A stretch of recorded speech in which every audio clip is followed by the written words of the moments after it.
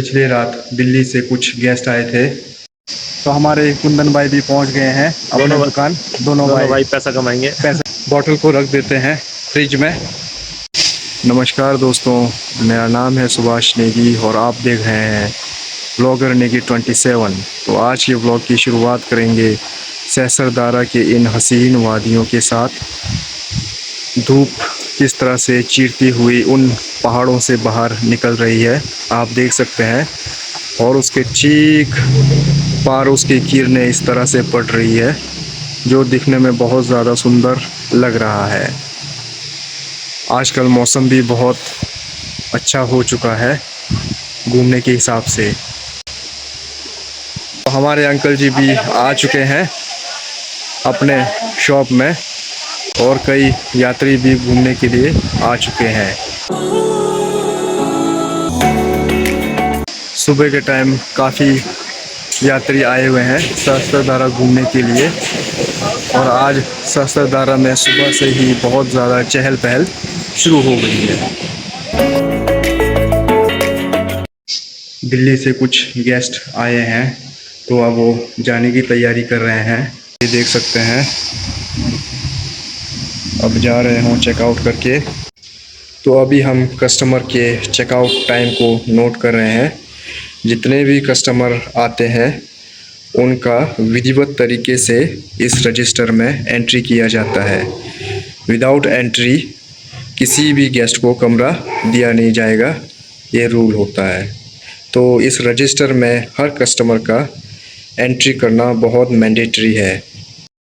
Checkout करने के बाद हमें कमरे की पूरी जांच करनी होती है कि कस्टमर का कुछ सामान तो नहीं रह गया, कुछ ऐसे डॉक्यूमेंट्स तो नहीं रह गए। अगर उनके कुछ सामान और डॉक्यूमेंट्स बचे हुए हैं तो उनको फ़ोन करके वापस देना होता है, या बाय पोस्ट उन्हें भेजा जाना चाहिए अगर वो डॉक्यूमेंट या सामान बहुत ज़रूरी है। तो हमने कई कस्टमर के सामानों को इस तरह से भेजा, वो अपना सामान सौंपा। तो हम रूम की चेकिंग कर लेते हैं कि कोई कमरे में सामान तो रहा नहीं कस्टमरों का, कोई डॉक्यूमेंट इस प्रकार का। और नल के टैप को भी चेक करना होता है। देखिए कस्टमर ऐसे छोड़ जाते हैं घुमाकर, और इसे इस तरह से रखना होता है। इसे चेक करने के बाद हम लाइट चेक करेंगे।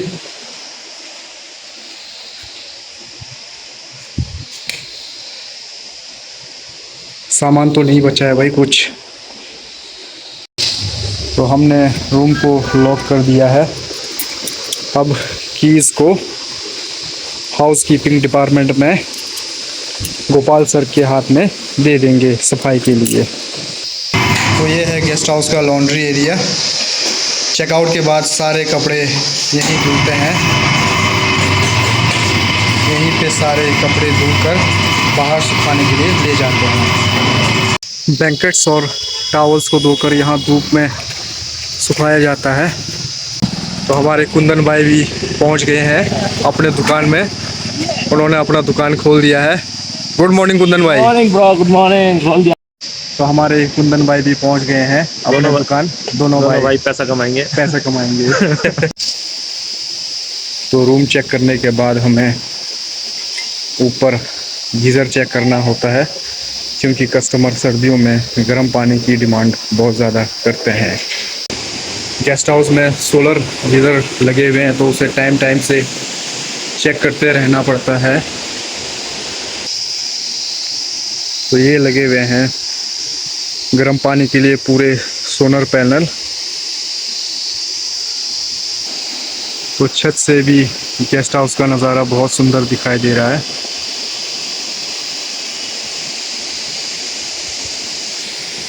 अभी हमें चेक करना होगा गर्म पानी का वॉल अभी बंद करके रखना होता है।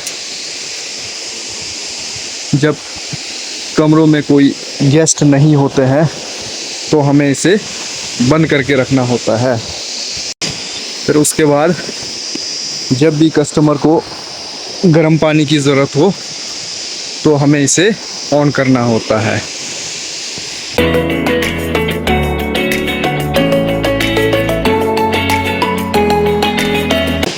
एकदम क्रिस्टल क्लियर पानी बह रहा है नीचे नदी में, बहुत ही ठंडा और एकदम साफ। इतना साफ है कि नीचे जो पत्थर है नदी में वो यहाँ से इतने दूर से भी दिखाई दे रहा है, जैसे आप देख सकते हैं।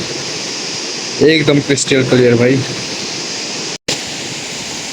उसके बाद हमें गेस्ट हाउस का एक राउंड मारना होता है। गेस्ट हाउस के पीछे वाले एरिया को पूरा चेक करना होता है, यहाँ कुछ गड़बड़ तो नहीं, या किसी काम या मेंटेनेंस की ज़रूरत तो नहीं, पूरा हमें चेक करना होता है। तो अभी मैं नदी घूमने जा रहा हूँ, मॉर्निंग वॉक भी हो जाएगा। एकदम क्रिस्टल क्लियर पानी है, देख सकते हैं आप। पानी कम से कम 3-4 फीट गहरा है, फिर भी पत्थर एकदम साफ दिखाई दे रहे हैं, इतना साफ पानी आ रहा है। तो गेस्ट हाउस के बैक साइड को भी हमने चेक कर लिया है, पूरी तरह से सुरक्षित है और ठीक है। अब हम चलेंगे आगे की ओर, लॉन की ओर। ये देखिए, ये बैल रोज गेस्ट हाउस के लॉन में आता है और घास खा रहा है। चलो, इससे लॉन के घास को मेंटेन करने में थोड़ी सहायता मिलेगी और हमें थोड़ा कम मेहनत करना पड़ेगा। तो अभी हम रिसेप्शन जाके इस बोतल को फ्रिज में रख के आएंगे। हमारे दूध वाले भाई साहब आएंगे और दूध रख के चले जाते हैं। भरा हुआ दूध का बोतल इसमें छोड़ते हैं और खाली बोतल वापस ले जाते हैं अपने साथ। तो अभी हम बोतल को रख देते हैं फ्रिज में।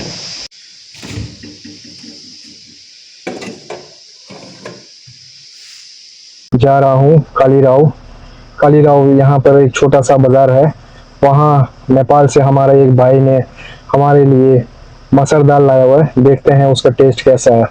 वैसे नेपाल की मसूर दाल का स्वाद बहुत ही ज़बरदस्त है। तो हमने उनसे मसूर दाल मंगाया था, उनका फ़ोन अभी आया तो वो बोल रहे हैं कि अभी लेने आ जाओ। तो हम उसे भाई मिल गए हैं। ठीक है ओके।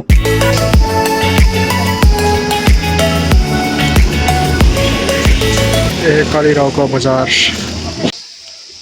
तो ये है नेपाल का मसूर दाल। तो अभी इसमें काफ़ी गंदगी है, तो हमें इसे साफ़ करके धूप में निकालना होगा, क्योंकि जितने भी छिलके वाले दाल है उनमें कीड़े बहुत जल्दी पड़ते हैं। तो अभी हम इसको बाहर धूप में निकालेंगे। तो इसे मैं धूप में इस तरह से फैला देता हूँ, पतला पतला, ताकि पूरे दानों को धूप का पूरा एक्सपोजर मिल पाए। इस तरह से सुखाने से इसमें जो छोटे छोटे कीड़े होते हैं वो भी मर जाते हैं और निकल जाते हैं। इसके बाद मैं एक कुर्सी लेकर थोड़ी देर यहीं पे रुक जाता हूँ, नहीं तो बंदर आएंगे और इसको पूरा खा जाएंगे। खाने से ज़्यादा वो नुकसान करते हैं बंदर, तो इसकी थोड़ी चौकीदारी करनी ज़रूरी है। साथ ही हमारे पास है कुछ हरसिल का राजमा, जिसका टेस्ट बहुत ही लाजवाब है भाई। मैंने किन्नौर के राजमा, पहाड़ी राजमा सभी खाए हुए हैं, लेकिन इस राजमा का टेस्ट एकदम सुपर्ब है। ये हरसिल बगूरी विलेज का राजमा है और ये बहुत ज़्यादा महंगा बिकता है इन कंपैरिजन ऑफ जो दूसरे राजमा है। ये भी धूप में सुखाने के लिए रख देता हूँ, क्योंकि एकदम फ्रेश है, तो थोड़ी सी नमी इसमें अभी भी बची हुई है। तो धूप में इसमें जो भी कीटाणु है वो भी मर जाएंगे।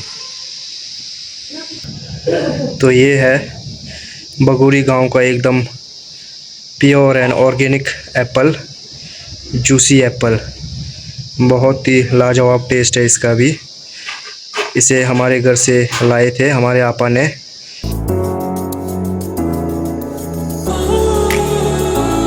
अभी मैं एक सेब खा लेता हूँ ब्रेकफास्ट से पहले, क्योंकि कहते हैं कि an apple a day keeps doctor away.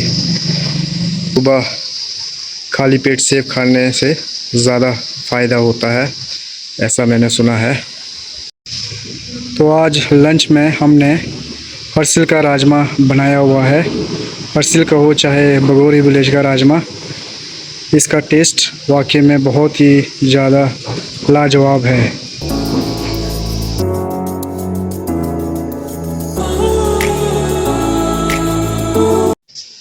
तो ये था आज का व्लॉग। आई होप आपको आज का व्लॉग पसंद आया है।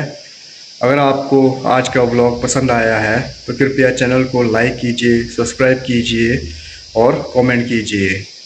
तब तक के लिए धन्यवाद आप सभी लोगों का, और जय देवभूमि उत्तराखंड।